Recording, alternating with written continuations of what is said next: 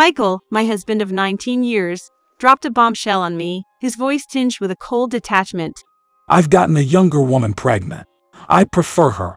I want a divorce. His words, like a sharp knife, cut through the silence of our living room. The room, once filled with laughter and warmth, now echoed with the harsh reality of betrayal. I stood there, a mix of shock and a strange sense of calm enveloping me. I understand, I replied, my voice steady but my heart racing. Here's the divorce papers. I had prepared for this moment, though I never truly believed it would come. As I handed him the papers, his face registered a flicker of surprise. Well, I'll be taking Daniel with me, I declared, referring to our youngest son. Michael's response was immediate and dismissive. Take them all. But the others, I started to say, my mind racing with the implications of our broken family. This divorce was not just the end of a marriage, but the unveiling of the true dynamics of our family. I, Emily, am a 45-year-old stay-at-home mom. I've been raising our eldest son Ethan, a high school student, and our middle school-aged twins, Matthew and Daniel, alongside Michael. We met through a mutual friend, John. Michael, charming and sociable, attracted people from all walks of life. His circle was always bustling with laughter and smiles. I was drawn to his magnetic personality, and after 2 years of dating, we married, dreaming of a happy, laughter-filled home. However, married life wasn't as I imagined. Michael's extensive social circle became a source of constant worry for me.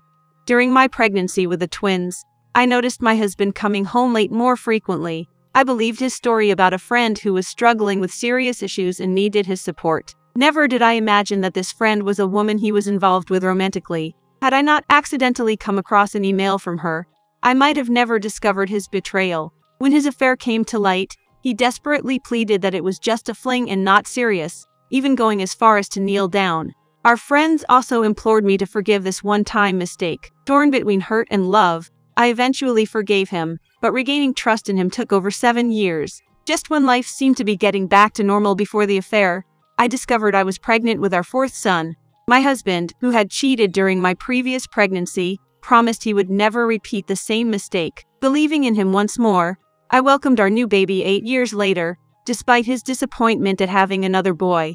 I thought we were living peacefully as a family of 6, but as the years went by, our 3 older sons reached adolescence. Their rebellious attitudes led to more frequent minor arguments, and our daily conversations diminished. Their imposing presence, each over 180 centimeters tall and athletic, especially the eldest in his final year of high school, often left me feeling uncertain and alone amidst their growth. This year was particularly challenging. My eldest son was preparing for college entrance exams, the twins were getting ready for high school, and our youngest had just started elementary school. Juggling their schedules and needs without much support from my husband, I constantly worried about not letting my children feel any anxiety. Amidst these challenges, I focused on providing a stable and loving environment for them, despite the increasing demands and my own emotional struggles. One day, after ensuring the children were in their rooms, my husband called me to the living room. He looked tense, and after a moment of silence, he dramatically bowed his head as if he was about to hit it on the table. To me, it seemed like an exaggerated act. He then dropped a bombshell. I've gotten my younger lover pregnant. I'm tired of being with an older woman like you who's always busy with child rearing. I want a divorce to be with her. I had anticipated something like this, having sensed for about 2 years that he was frequently meeting another woman. I had even gathered evidence through a private investigator to confirm my suspicions. All right, I said calmly, handing him the divorce papers. I had decided not to forgive you again if this happened. I've prepared everything, so you just need to sign. His eyes widened in shock at my swift acceptance. You're really agreeing to this? He looked back and forth between the divorce papers and me. I had resolved not to tolerate it again. Now about the children. I started. The children. Well, I'll only take our youngest son with me, I stated firmly. What? Take them all? He exclaimed in surprise. No, they themselves have expressed the desire to stay with you, I replied. What? He seemed baffled. The boys are 17 and 15 now. We should respect their wishes, I explained. He suggested that I persuade them. But just then, our eldest son and the twins entered the living room. Let me be part of this important conversation, our eldest son said, sitting next to his father. The twins also moved away from me. I'd rather stay with Dad, with a mother who doesn't have financial strength. I'm not sure if I could go to college, one of them said. Me too. I can't miss my preferred high school for financial reasons. the other added. Don't worry about education. I will provide child support. He began. It's not just about that. They interrupted. We can't bear living with our mother anymore.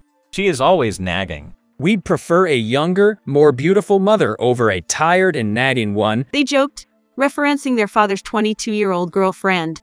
We'd be happier if you just left the house. They added. My 3 sons, whom I had nurtured and loved, refused to even make eye contact with me anymore. After my husband's affair was revealed, I had a conversation with our older children about my intentions to divorce. They expressed their wish to stay with their father, although I accepted their decision. Realizing how they truly felt about me brought tears to my eyes. However, I knew this wasn't the time to cry. I had to be strong, as I would be raising our youngest son alone. Wiping away my tears with the tip of my finger, I looked straight at my husband and sons. As you've heard, the boys are in high school and middle school. Even if I were to take them in, they wouldn't require much care at this stage, would they? I asked. My husband, after a moment of thought, seemed to understand that neither my stance nor the children's wishes would change. So, that's settled then, I concluded, resigning myself to the unfolding reality. Well, keeping a son as an heir isn't a bad idea. My husband remarked casually. Heir, huh? I reflected, a mix of emotions swirling within me. She's expecting a daughter. I always wanted a daughter. But you could only give me sons. You are failure as a mother. But I guess I should thank you for at least providing potential heirs. He jested, a comment that cut deep. Heir candidates. That's how you see it, I replied, trying to mask the hurt in my voice. Yay, why not?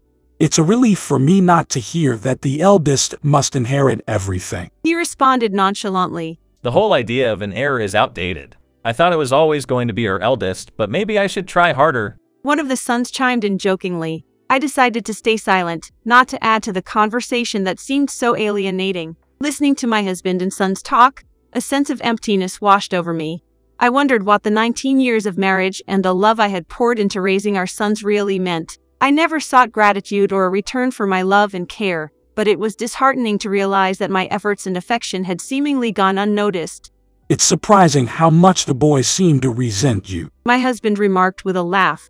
Maybe my younger girlfriend will understand them better since she is closer in age. You might be right. I really don't understand what these kids are thinking anymore, I admitted. Leave them to me and my girlfriend from now on, he said confidently. All right then. Please take good care of them, I responded, though his words stung. Considering he would be raising our 3 eldest sons and expecting a new child, I decided not to receive child support for them and agreed to a reduced alimony. Ultimately, we settled on a total of 2 million yen for alimony, including compensation for his infidelity, and another 2 million yen for the upbringing of our youngest son.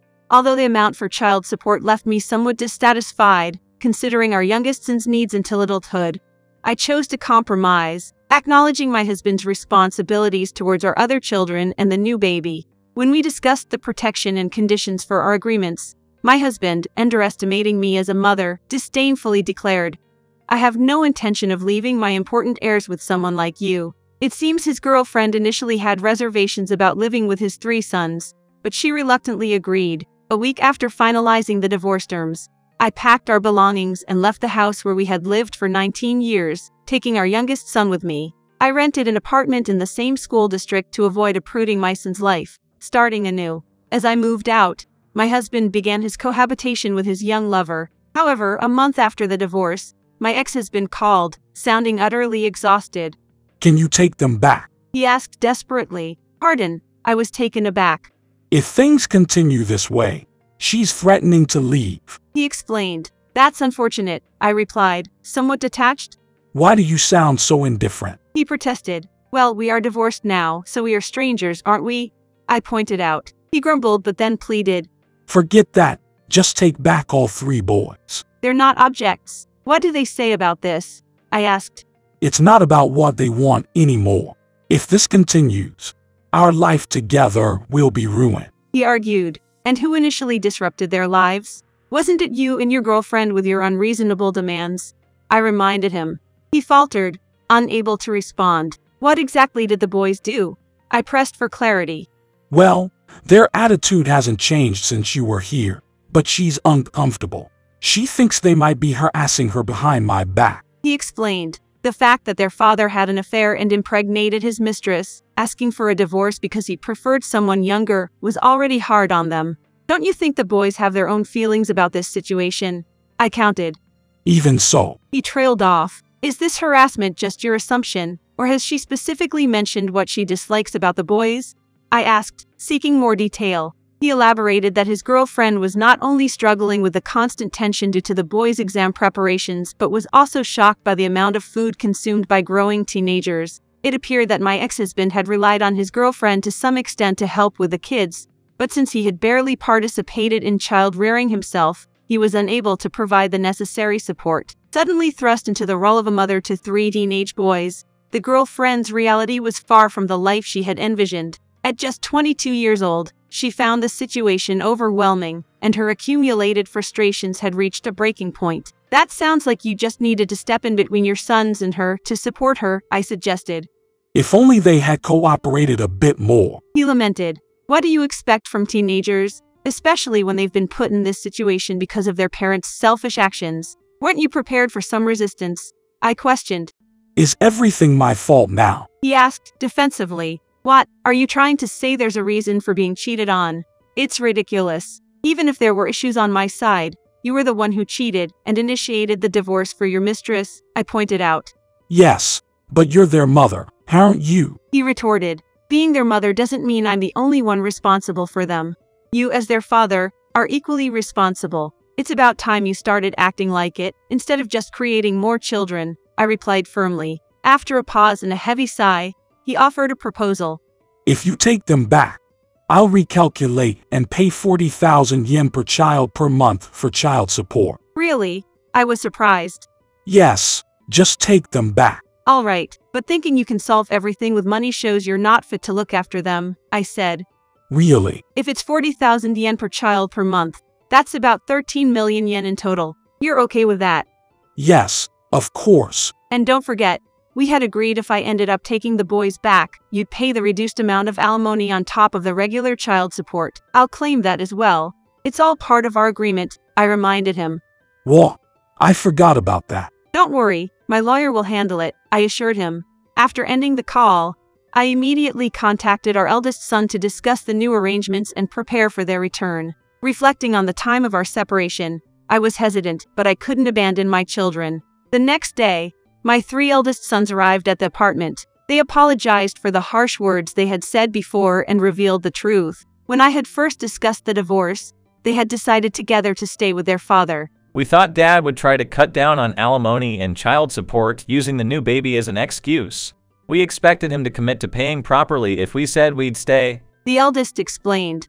We thought his young mistress would run away as soon as she learned we were staying, but she showed some guts. Huh. One of them joked. Yeah, it lasted a month, though. We were just eating, studying, and living normally at home. But 3 big high school and middle school kids roaming around the house must have been intimidating. Not exactly the honeymoon life she was expecting. Another added. You all thought this through? I asked, surprised. We hated seeing you put up with that cheating father. We always thought it was better for you to divorce and leave the house sooner. The eldest said, his smile mingled with tears. They had been on my side all along. Later, my ex-husband paid the full amount of alimony and child support as I had requested. He decided to sell the house and was now living in an apartment. He was in the middle of divorce proceedings with his girlfriend. The 5th child, a girl, which he always wanted, seemed to be something he couldn't let go of and was very attached to. I'm currently working as a part-time employee. A friend who had defended my ex-husband during his first affair offered me a job at his company as a form of apology for not seeing through my ex-husband's infidelity earlier. I had worked in an administrative role before my marriage, so this was a good fit. I'll be observed for a month to determine if I can be hired as a full-time employee, which is my immediate goal. My 4 sons are supporting our family in their own ways. The eldest is in university, the twins in high school are working part-time jobs, and the youngest is growing up earnestly, following his brother's example. I hope they continue to support and care for each other as they have been. This new chapter in our lives, though born from hardship, has brought us closer and made us stronger as a family.